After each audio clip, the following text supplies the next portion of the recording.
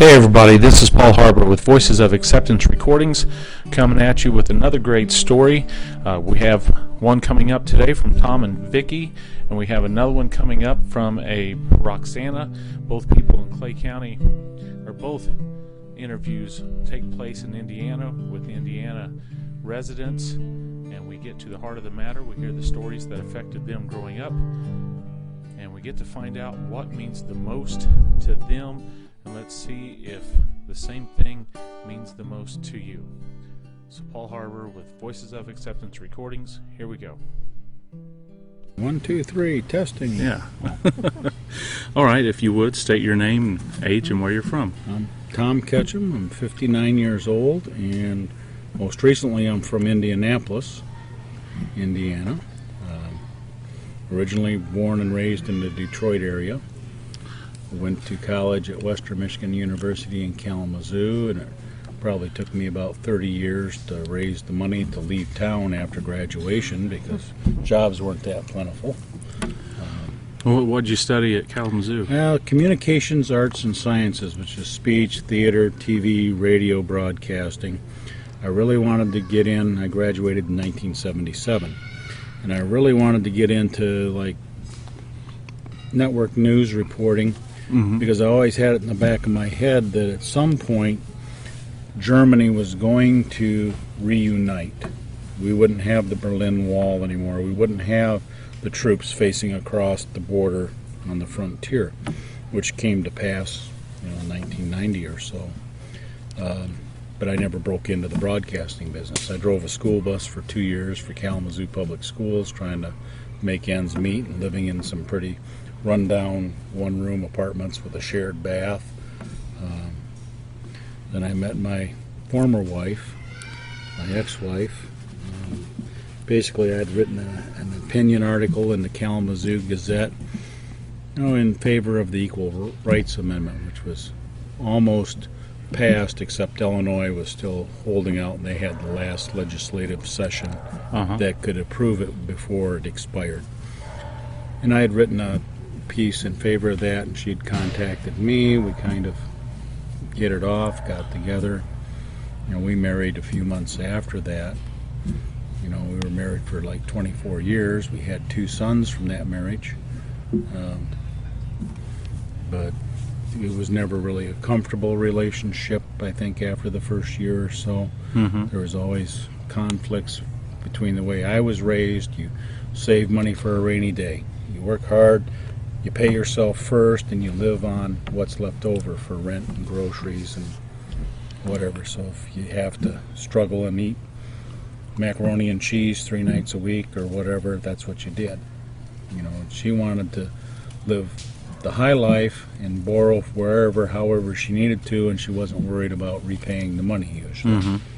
But I had 2 sons by the time it really deteriorated, and I didn't want to be an every other weekend and 2 weeks in the summer kind of a father. I wanted to be a daily influence in these 2 boys' lives as they grew up. So I stuck it out until the youngest was about 18 when we finally divorced. Yeah.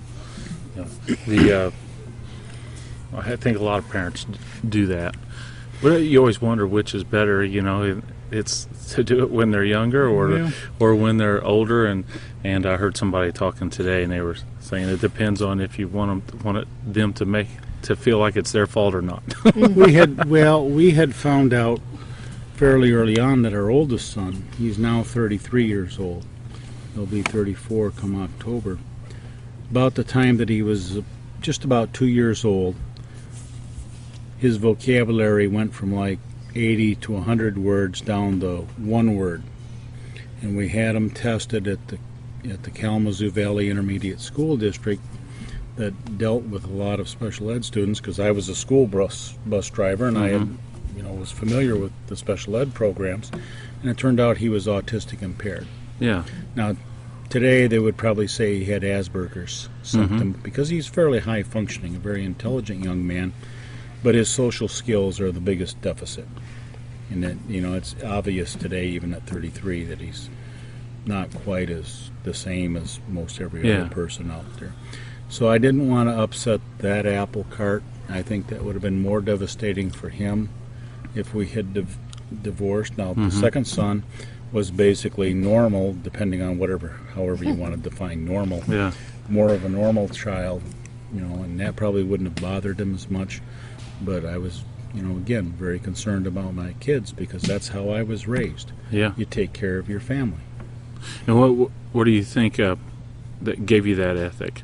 I mean, if you were in Detroit, did your parents grow up in Detroit or move there with the auto boom? Well, my mother was originally born in Detroit in what is now probably one of the worst neighborhoods of Detroit, but that was 1918 when she was born.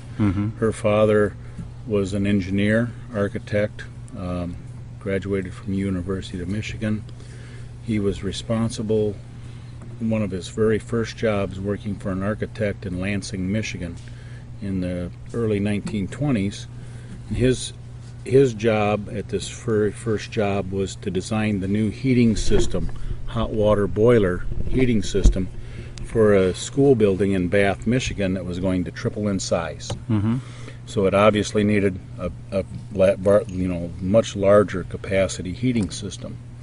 The first day that school was in session with this big new building with the consolidated school districts that Michigan was forcing all these rural one-house schools to consolidate, about 10 o'clock in the morning, the school exploded.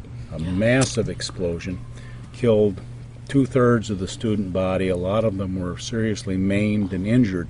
Oh my goodness. And they found out later that a school board member who was very disgruntled over the tax increase needed for this building had actually planted dynamite around the building as it was being built, using his position as a school board member to get in at night, to pass the night watchman. But in the 1920s, early 1920s, you didn't have TV or radio news. Yeah. So when this news got down to Lansing, and it's only 15 miles away, my grandfather went home for lunch like he always did to my grandmother, but he had an ashen face, just sick to his stomach, because the most common reason for buildings to blow up would be steam boiler ruptures because the system wasn't designed properly. So here he's thinking his most important job, one of his first jobs for this architect in Lansing, and here he is a graduate of U of M in Ann Arbor, so there's already some animosity there, is that he caused this catastrophe. Well, as they dug through the rubble of the building, part of the building that still survived, they realized there were dynamite charges planted that hadn't gone off. And that's what clued him in to the school board member, because he also drove into the hardware store in his Model T or whatever and had dynamite wired up in the vehicle and blew himself up. So they figured out it wasn't the boilers, it was the dynamite that did it, which gave him a great relief. But it instilled in him one absolute positive thing. You have to not only double check everything you ever do in a job, you have to triple check and quadruple check. And in later years, I would see home movies of him on construction sites of sewer systems that he had designed. And here he is at the edge of this hole, peering down to the very depth with his carpenter's rule all the way open. It probably went out to 15, 16 feet, making sure that it was exactly the depth that it needed to be for the water to flow downhill. And here would be this poor worker down at the bottom trying to chisel into probably rock or something like that to get another inch to get it down to the design depth. Right. But again, when you look at Louisville, Kentucky in the late 1970s, the sewers blew up because they washed gasoline from a car crash down the storm sewer system, and it had puddled in a low spot in the sewer system because nobody made sure that it ran continuously downhill to drain. So that's the kind of thing that he instilled in his kids. It didn't make any difference if you were out there surveying and you got 5 feet of water, swamp that you're wading through, you still had to go drive the stakes where they had to be driven, regardless of what you were going through, to make sure the job was done right. So that's what my mother always taught to me, because she grew up with the man and did a lot of that wading through the swamps, holding that pole for the transit. And my dad, well, he was born in Oklahoma. My grandfather, his father, managed glass plants for basically the Graham Page Automobile Company. And when the sands would run out where they could make glass, they would build another factory somewhere else. So he was born in Oklahoma, but he also lived in Evansville, Indiana, and then briefly in the Columbus, Ohio area. There was a brand new factory, and like 2 weeks before it was supposed to open up, it burned to the ground. By that time, Graham Page in the Depression was running on a shoestring, and the building was vastly underinsured, so they weren't able to open back up again. And the people at Graham Page actually had some connections in Wayne, Michigan at a tool and die shop that got my grandfather a job there. So he grew up and graduated from Wayne High School in Wayne, Michigan, one of 8 children. And the only way that he was going to go to college was either working his own way through, and he was ushering a theater and helping on the family farm that they had and whatnot. But in 1937, he was the valedictorian of his class, and his best friend was my mother's brother, and he was salutatorian. So there was an academic competition there before they graduated. Both of them were picked by Henry Ford in this founding class of the Edison Institute of Technology. Henry Ford was getting tired of hiring graduates from U of M or Purdue or other colleges that would work for him for a year or two, and then jump ship, go to Studebaker, Chevrolet, Oldsmobile, Packard, or wherever. So he devised, if he had a college, gave him a college education, he would have the engineers that he needed for his company as it was growing and expanding in the 1930s. So he graduated from college in 41, very appreciative of that, the ability to get the higher education for free. Basically, all he had to do was work for Ford Motor Company. But again, he was raised, you take care of your family. You're in this together. You have to pull together to get through the tough times, and you have responsibilities that you have to fulfill. So that's where I got it from both parents. Yeah. How long did you live in Detroit? Well, or in it was Michigan, western Wayne County between Detroit and Ann Arbor. Because I can hear a little bit they of grew a up in northern Wayne, accent. Michigan. Yeah. And basically, after World War II, my dad served from 1944 to 46 in the Navy on a troop transport in the Pacific. And when he got out from the Navy with his GI bonus and whatnot, he built a house basically with his own 2 hands in what is now Westland, Michigan. The basic cinder block house, basement, and then later added on bedrooms on the back half. And we lived there until 1966, so from 1948 to 1966, and the house wasn't done then by 1966 because he was building it as he could buy the materials. Yeah. After he saved the money and bought the savings bonds and did all this, it was out of his current income. But he owned the house free and clear when they sold it to Manufacturers National Bank. They wanted that particular site because it was almost right on the corner, and they had a piece of land that backed up to it so they could have access to 2 major roads. The area was growing like crazy in the 60s. Yeah. And so he sold it for quite a tidy sum of money. Fantastic, well more than what it was really worth on the market. We moved to Belleville, Michigan. He bought a house on the lake, basically, was able to pay cash for it. Just a little bit further out from Detroit, right? Yeah, just a little farther out, not far from where he was working at the Rouge plant as a metallurgical engineer. And, so I graduated from Belleville High School in 1973. There were 3 boys in the family. I was the youngest. And Went to Western Michigan. Went to Western Michigan, drove a school bus, then worked for U-Haul, renting trailers and trucks for people who were moving. Got laid off in the Reagan Depression of the 1980s, then got a job as a night auditor in a new motel that opened up in Kalamazoo, and I was there for like 9 years. Left to that sold cars for a month. I tried to sell cars for a month. Now that was the worst month of my whole life. Was trying to be a car salesman. Then worked in a Holiday Inn as a night auditor, and then got a job as an assistant manager at a Quality Inn in Coldwater, Michigan. I was there until the ownership changed, and left shortly after that. Then sold TVs and appliances in Coldwater, And when the Meyer store opened up, I had a job there at Meyer. They had an opening in Indianapolis in 2003 in management, night shift grocery manager. I applied for it and was accepted, so I moved to Indianapolis. And by that time, I was divorced, so moved down by myself to Indianapolis. So 10, 11 years ago. Yeah. Yeah. That's interesting. So that's a good reason why I can still hear the accent in your voice then, because 10 years really isn't that long of a that time, area is of it? Michigan, that's where I went to high school, that's where I grew up, so Yeah. Well, we're going to get a Meyer store in the Terre Haute areas. well, good. They're going to About time. start building in the Yay. next.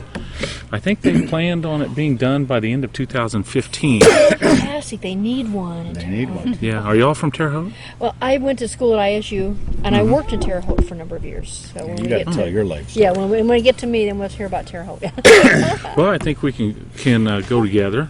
So Okay. if you want to go ahead and tell us where your name and age and where you're from. And Vicki Ketchum, and I'll be 59 in August. I was born and raised in St. Joseph, Missouri. oh, no kidding. I'm Home of from Pony Missouri. Express. Is that right? Yeah, I'm from DeSoto, Missouri. Which is It's about an hour south of St. Louis. okay. And Yeah, I've heard of that. there was St. Joseph is a good bit away. Yeah. The Festus, Crystal City area is yeah. be the next biggest town, but Okay. yeah, Kind of southwest of St. Louis, a little bit, or more south. it's almost straight Okay, south okay. down the. We're not far from the river. Okay. Really. Okay. Gotcha. My folks are still in Missouri, but I was born and raised in St. Joseph, north of Kansas City, and I went to elementary, middle, and high school in St. Joe. And after I got married to my first husband, we moved to, of all places, California. He had spent some time in his youth in California, and I was ready for a change. Kind of grew up in a, it wasn't really a small town, but it was. I was just ready for a change, and he said, "Let's go to California." I said, "I'm all for it." So we just packed up, kind of on a fairly short notice, and left everything behind and went to California. And I lived in California from 1979 till 1995. Subsequently divorced. During that time, moved to Indiana, central Indiana, kind of between Terre Haute and Bloomington, a town called Spencer, Indiana. Yeah. Owen County. It's kind of Yeah. weird. After living in California for about 15 years, to move to Owen County, Indiana. So where in California? I was in LA County for a while, Long Beach, West Covina, and then in San Diego County. See, I'm from Missouri. She's from West Virginia. Okay. And it just dumbfounds me how so many people move from areas that are so beautiful to Indiana. And now Indiana's Bloomington and beautiful. Spencer is beautiful, Owen County and everything, but the rest of it is just so flat. It was so hard for me to get used to not seeing hills. I know when he first moved to Indiana, and when we first met, it was some of his comments to me when we were first getting to know each other was how he had no idea there was such beautiful country in southern Indiana. Yeah. Because all his experience had Well, been yeah, northern you go Indiana. from Michigan to Indianapolis, you maybe change elevation by 10 or 15 feet. Yeah. With my first wife, her sister and her husband lived down in Kentucky. And she always would make fun because I would choose other roads other than the interstates. Yeah. I'd take different state roads for different towns just to get a change in the scenery. And the scenery was always farmland, corn, cows, pigs. Except when you come into some of the nice towns, you would come into this little town, and it would be the county seat. And they would have the most gorgeous courthouses Yeah. from the 1880s and County 1890s. courthouse Very squares. ornate, Yeah. very well maintained. I can remember the first time going through Greensburg, Indiana, and the courthouse has a tree growing out of the tower of the courthouse. It has been there probably for over 100 years now. And it's like I can remember even looking on an old Rand McNally Road Atlas from 1940. They would have the little points of interest in red by a lot of towns. And for Greensburg, Indiana, it was a tree growing in Courthouse Tower. And it's like, I've got to go see that, because that I just can't imagine. But, yep, there's a tree growing out of the tower of the courthouse. So. Well, when I first moved up here, people would ask what I thought of Indiana. My answer would be that you could watch your dog run away for a week up here, or you could look on Wednesday to see who's coming for the weekend. That's how flat it is. After living in California for a number of years, the biggest impression that my family had, and at the time that I moved from California to Indiana, I had a 10-year-old and a 13-year-old. Did you have family in Indiana? I did not. My ex-husband did. Okay. And so that's kind of. Plus, I worked for a government agency, a federal agency, that had Social Security Administration, and they have offices all over the country. And I had an opportunity to move from just Social Security was going through a big reorganization, and they were offering opportunities to employees who wanted to take it down, to kind of step back. I was in management in California, and they were downsizing some of their management positions, and they were offering opportunities if you wanted to step down from management and go back into a frontline claims representative position. You can kind of pick where you wanted to go, wherever in the country. Yeah. And so, you know what? And I was kind of time. My family was still in Missouri, and I had family in the Midwest in general, and thought, it's time to get back to the Midwest. My kids don't know their grandparents. My kids don't know cousins. And my parents are getting older, so it's time to go back. And we decided to come back, and my ex-husband had family in Indiana. I still had family in Missouri. We thought, let's get back to the Midwest. And I had an opportunity to work in Terre Haute. My ex-husband worked in Bloomington, and so we split the difference and lived in Spencer. And the biggest impression my family and my kids had when we moved from California, we were in San Diego County at the time, ultra health conscious, outdoors, healthy living, moving to Owen County, Indiana, where they smoke, they drink, teen pregnancy rates were over the roof, and the biggest impression that my kids had when we moved here was all the kids want to do is smoke, get that pickup truck, and the girls all want to marry somebody and get pregnant or work at Walmart. And it was just like whole. And how long ago was that? That was in 1995. And that's probably a big impression, or that's probably what most kids may still consider doing, and it's 10, 11 years later now. I know. Yeah, I know our area, Clay County, is yes. they love the pickup trucks. They love that country. They don't just love being country kids, country folk. They like to enjoy the hunting, the embodiment of it. Yes. They like to look it. Yes. More than they actually want to be it. Right. We have a lot of farming community, people who work extremely hard, but we have a big group of kids who just want it to look like they're farmers. With the big trucks, and they talk like they're the cowboy boots. And, yeah, they're far from it. Yes, exactly. go hunting. Fall. Yeah, in the fall, the school had a hunting class for a week. All the kids took this hunting class. Oh, yeah, for the hunter safety card. Yeah, and my boys were like, "What's this all about?" I mean, we didn't have guns. We didn't do hunting. We did camping, but they had no idea what this was all about. This was totally foreign to them when we moved here. Well, I moved up here in '91, I think. I remember my brothers and sisters going through the hunting classes, for the hunter safety. And in Missouri, you'd have to seek it out. They didn't necessarily do it in school, but I don't think they do it in the schools now.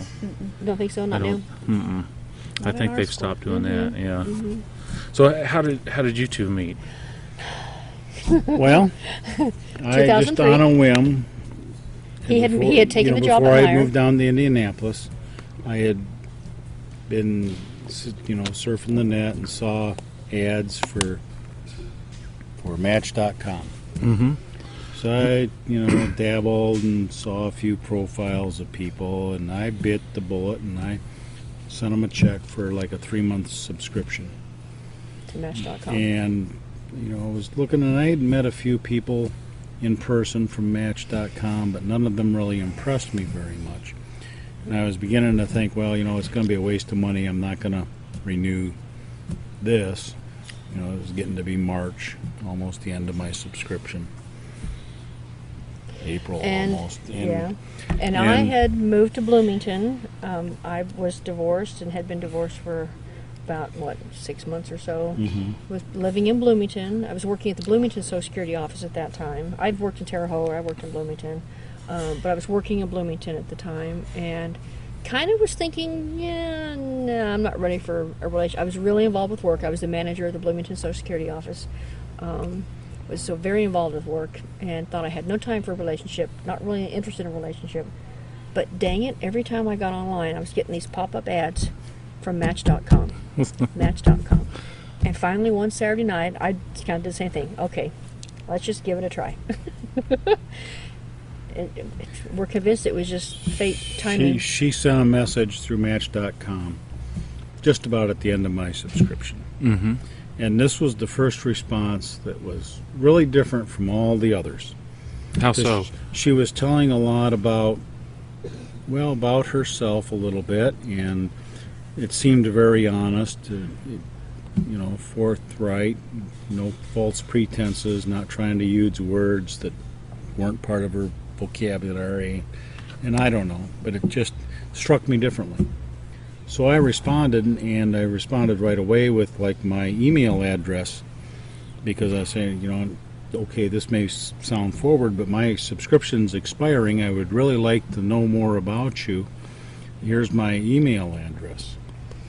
And, because my subscription expires, you can reach me this way. And she sent me another email, and I emailed back. We and corresponded for a few weeks. For several weeks, and it's like one of the first things she asked me is, did you remember Mother's Day for your mother? What are you going to do for her? And I had written back, well, this is, I was going to go visit her, and got cards and some She was still in Detroit. And, she was still in the Detroit area. A little hard to get up there to see her because I have to work weekends and stuff like that. And when you're in retail, your days off usually aren't together, but the third shift manager, like I was, usually had the luxury of having the 2 days off together because it's so hard to fill the third shift manager positions. They allowed me to have those days off together, like Tuesday and Wednesday or something like that's that. What it was. We corresponded for quite some time. So we sent emails back and forth. You can tell a lot about somebody by the way they how write. How they write, Oh, yeah. how they answered the questions. And then when you ask the questions in a slightly different manner and get a consistent response from that person, you can pretty much tell they're telling the truth, because they don't have to remember what they said in a previous. I mean, Story they're told. just telling it from memory. Yeah. But when you're trying to make up a story, it's a lot harder to remember what you said the first time and make it all sound cohesive. But it was So- as if we'd lived parallel lives. Yeah. Found out. Grew up, family took lots of car trips, camping. Grew up camping. We took lots of car trips and camped. We were both involved in music lessons. Both played in marching band in high school. Both married about the same time. Our oldest two boys, we both have two boys. Our oldest two boys are born within a year of each other and both named Brian. Oh, yeah. Our two youngest boys are born within 4 months of each other. So we were raising kids at the same time, dealing with the same issues. It was just Similar issues. yeah. So we had My a lot oldest in boy had common some from that standpoint. issues with attention deficit disorder. His oldest had issues with autism, and just we just had so much in common. Decided to get together and Met at a Starbucks on the south side of Indianapolis. got time for kind of a humorous story. Oh, yes. Yeah, Okay, definitely. tell him that I didn't want anybody phony. I wanted to make sure that if I got into this, it was gonna be a decent relationship with a decent man, Uh-huh. a nice man, and so tell the honey mustard story. Oh, met at Starbucks on the south side. First time we'd ever And met. we, and she didn't ignore me. When I walked in, I looked around, and she was there with the newspaper, but she was looking to see who was coming in. So I pretty much go up to her almost first thing and said, "Are you Vicki?" And she said, "Yes." I said, "Well, I'm Tom." And and we sat down, had coffee, and we're talking. And we decided, well, we'll go over to this mall that's not too far away. They had a variety of stores, and one had a lot of handcraft items. I have a craft Unique consignment mall. handcraft items that were on consignment, basically. It's no longer there, but so we were going like, oh wow, that's really neat, and I really like how they did this paint talking you know, about painting some of this and the bird feeders and the artistic birdhouses styles and and different what we like. artistic styles. And, you know, said, well, are you hungry? Well, there's, you know, a Chili's right out here on the parking lot. Now, this, mind you, now this is Memorial Day weekend Uh-huh. race in Indianapolis. Oh, Indy race 500 weekend, yeah. Okay, so Chili's is Busy. busier than the Dickens. And here we are, we get seated off to the side, and we're in this little outside, you know, there's a row of tables, the windows, and we're on the inside aisle. There's a partition between us and the bar, and on top of the partition are some plants, artificial plants. Setting the mood here. Okay. And we order our entrees and enjoy that. And meanwhile, the server on these tables right across from us had to be working the first night as a server career. Had to be his first night on the job. Comes in with this tray of Big a couple of entrees, you know, and it's got chicken, it's got honey mustard, and it's got whatever else on it, and is balancing it on the edge of the table with like one entree sitting on the table half of the tray, one entree behind, you know, where Over the edge. almost where his arm isn't supporting it anymore. And he makes the mistake of taking the entree that's on the table half off first of this tray. So the tray starts to tip. And he's you can see the panic kind of in his eyes, but he reaches with his hand, grabs the other entree before it falls to the floor. But when he grabs the plate, his hand hits the tray. And the little dish of honey mustard that's left over here that went with the first entree is now launched into the air because he hit the tray so hard.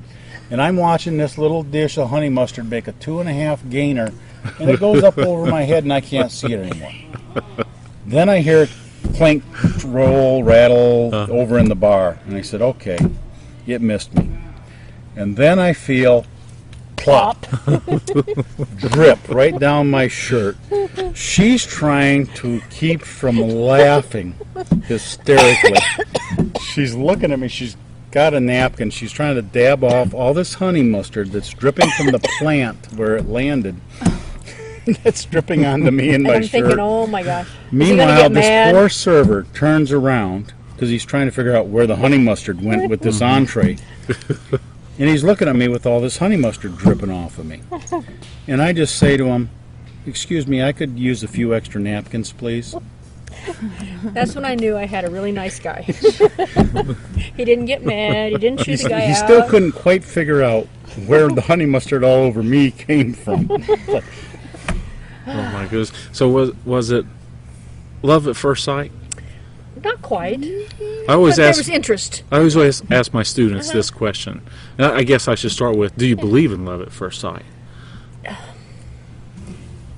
You know what? I think when you get older, your idea of love at first sight is mellowed by life experiences. Yeah. But I think you understand that maybe what you think of as love when you're 18 is different than what you think of, you know, at 30 or 40 or 50, you know, or 60 as we're approaching that. And I think when we met, there definitely was an attraction and an understanding that we had a lot in common. And there was a very keen interest in learning more and wanting. That was it. We understood we had more yet to learn about each other before we dove in head Strong first. attraction. Yeah. Yeah, very There strong was, attraction. You know, with my ex-wife, it was more of a, yeah, maybe at first sight, but it's like I had never really dated much in high school. I was a shyer kind of a person. You know, I'd come home from school, and yeah, there'd be girls I would want to call and ask for a date, but the only phone in the house was right there in the kitchen, right next to where my mother was making dinner. Yeah. Did you guys have? I was not going to pick up that phone and talk to a girl with my mother listening. I Right. just wasn't going to do that. Did you ever have the 50-foot cord that would knot up? I remember we would have We that. You didn't, could no. walk almost anywhere in the house with that. No, That would have been nice. no, it was about a foot long. You had to pretty much stand right there at the phone.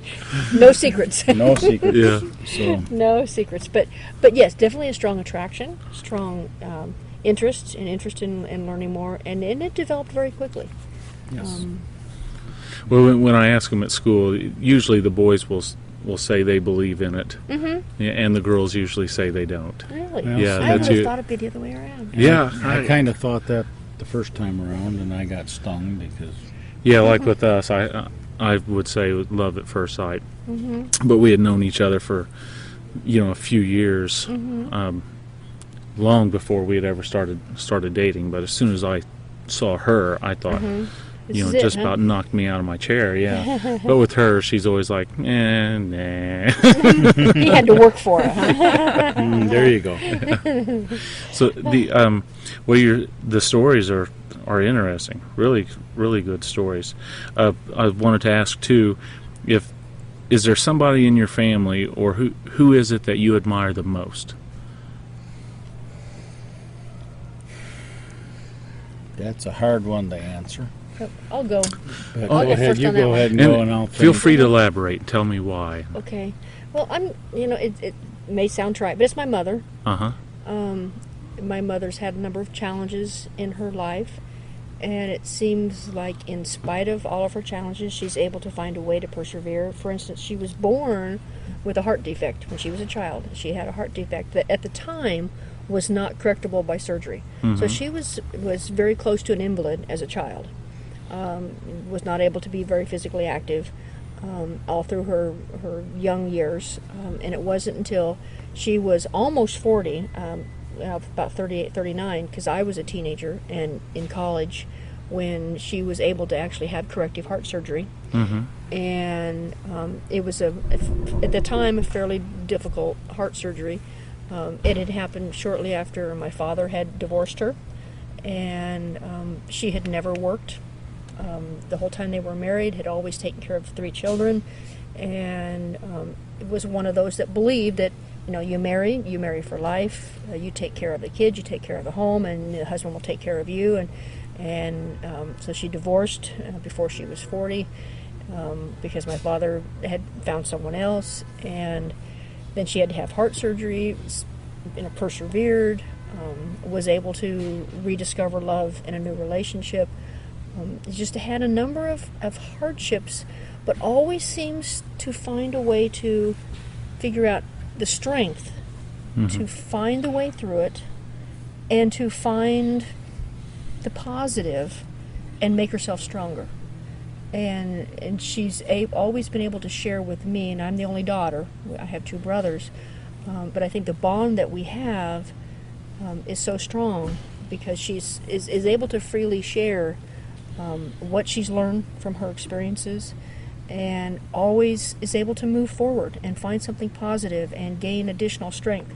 And I think she's a stronger person because of the things that has dealt with, both emotionally and physically, even financially, having to find a job after not having worked since high school, after she got divorced, and health issues. And Is she still around? she is. She is. She'll be 79 years old this year. Yeah. Still very strong, still very active. She's facing some physical challenges, but seems to just persevere through them. Would you describe her demeanor as happy with facing all those challenges? Has she always been a happy person, or? I think sometimes she has to work a little bit to find the happiness. She can let herself get down at times, but she won't let herself stay down. And I think that a lot of people are going to deal with ups and downs, and you're going to have downs in your life, but you can't let them keep you down. And I think that's one of the things that I learned from my mother. And every time I had dark times in my life, I thought, okay, if my mom can deal with this, I can deal with what I'm dealing with, because she's dealt with more or different, and I've learned how to kind of rationalize some of the things that you do. Maybe aren't the best decisions for everybody, but you got to do what's right for you. Yeah. And you got to find a way to move on and find your happiness, because you can't stay down forever. That's not going to work. Yeah. Yeah, that's not going to work. And Tom? I guess I would say my mother.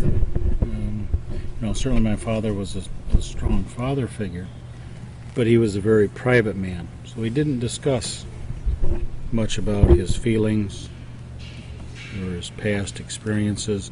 So most of what I've learned about my dad's history has been from my mother, basically telling me the stories of when they were courting and when they got married and when he was off to the war and the letters that he wrote back home and the other things that happened after that. So, but she was a stay-at-home mother raising 3 boys. She was a teacher for a brief while in the early 40s in Deerfield, Michigan, and she taught I don't know how many different subjects. I think she had at least 6 different subjects to teach in high school. And the principal found out she was licensed for yet another subject and tried to work that one in without a planning period. Yeah. So it was amazing. And she gave that up then and went to work for her father in the engineering office that he had.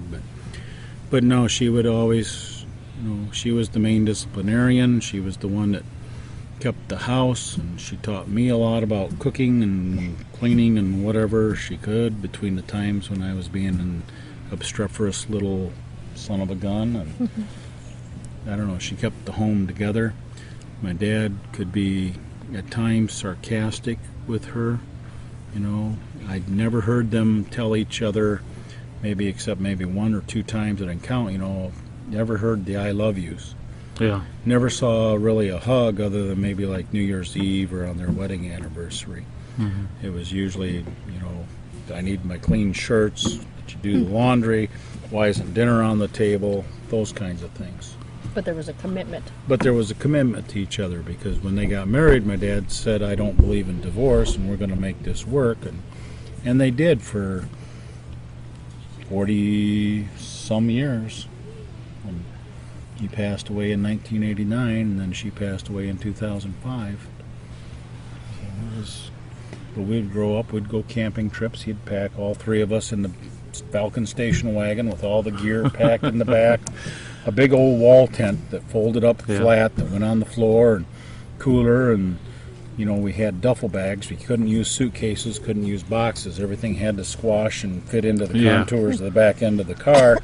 Sleeping bags and whatever, and we'd pull into a campsite and open up the back end, drop the tailgate, and the cooler and the cook stove and all that stuff come out onto the table, and Mom started cooking dinner, and we got all the other stuff out and set up the tent. In a half an hour we had quite the camp set up there. Having dinner, and people would come over and said, I never thought all that stuff would ever fit in a car like that. So that's where I grew up camping, and that's what I like. Still like the outdoor life. Well, I had made a list of questions, and one of them was going to be what is most important to you, but I think I'm going to rephrase that and ask what makes you happy? What makes you guys the happiest? Well, I'm happy because my ex-wife loves me and appreciates me and listens to my opinions. Basically, she'll say, I love you. My ex-wife would always say, I love you, but. And I would rattle off a list of things that she didn't like about me and didn't agree with, the different viewpoints and all that stuff. So basically, it boils down to that one word, but, basically, that has always irritated me with my ex-wife that I've never heard out of my current wife. And, she loves me, appreciates me. So the feeling of being loved, yes, would you say makes you happy? Oh, yeah, very. Knowing that there's somebody that I can come home to after a lousy day of work and let all the frustrations out, all that, get built up instead of criticized yet again, or something like that. That's makes all the difference in the world. Okay, and Vicki? I would say surrounding yourself or surrounding myself with either people or situations that make you feel comfortable. And so some of it is having a partner, who is supportive, who just will be there. And some of it's a situation, and this is kind of speaking in not just currently, but in the past, I've always believed that you have a lot of control over your own destiny. The people around you have a huge amount to do with it, but you have a lot of control of your own destiny. And you put yourself in situations to seek certain things.